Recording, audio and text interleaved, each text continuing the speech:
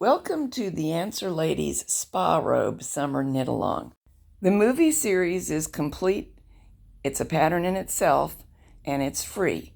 There's a written pattern too, available now on Ravelry, sometime soon in News and Views magazine, and it includes a size 60 robe. Why am I calling it a spa robe rather than just a bathrobe or a beach robe, you may wonder. Let me show you why.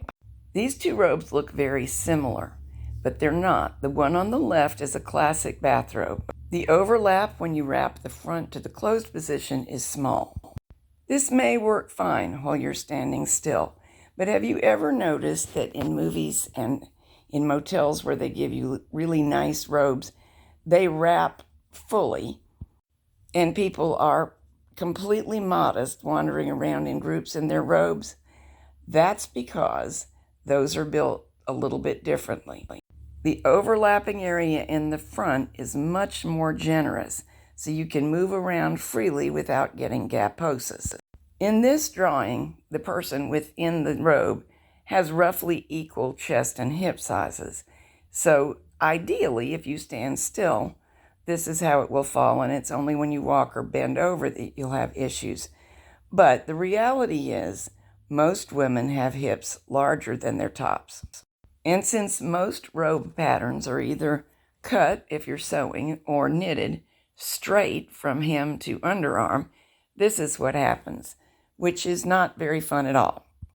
This kind of thing is what makes us embarrassed to run out and check the mail in our bathrobes.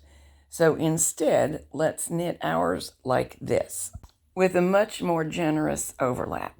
By the way, this style is unisex. The only difference when men and women wear it is most of us ladies wrap the right side over the left side. Most men wrap the right side in first and wrap the left side over it. And then we all knot it with the belt. In the videos, I will show you how to make two lengths that differ only above the waist. The shorter size is for average women.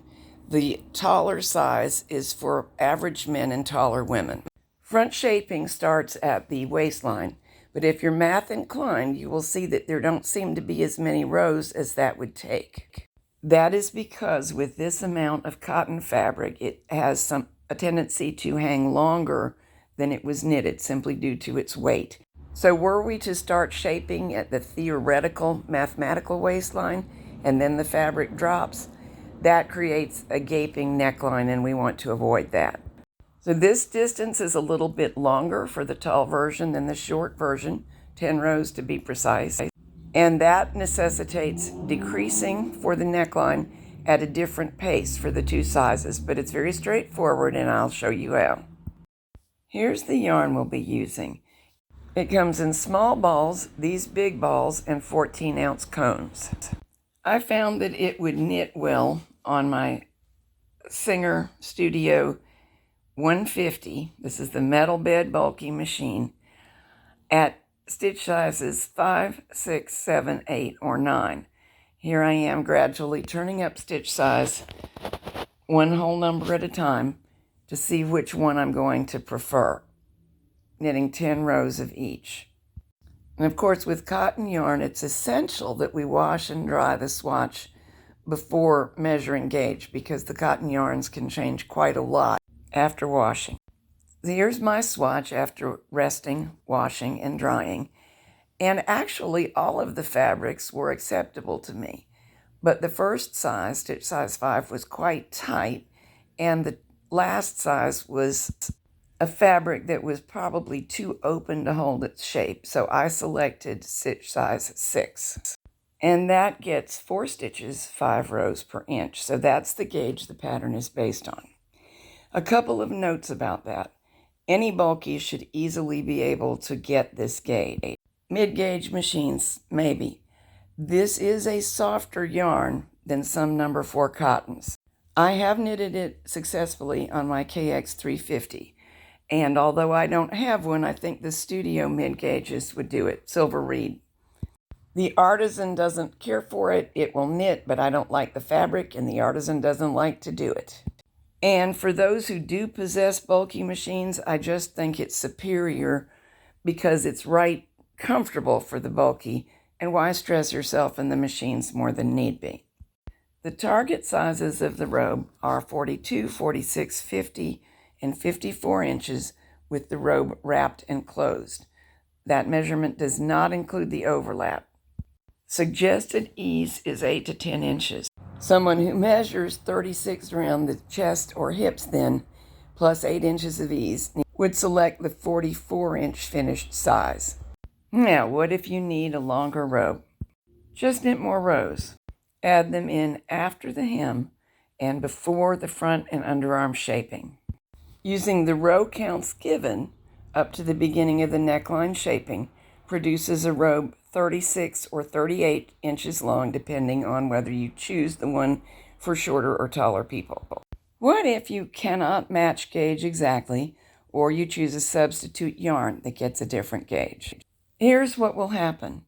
The results, if you get 4.5 stitches rather than 4 per inch, run down the left side in terms of final measurements, circumference, not including overlap, that is, and if you should get 3.5 stitches per inch rather than 4, those results run down the right side.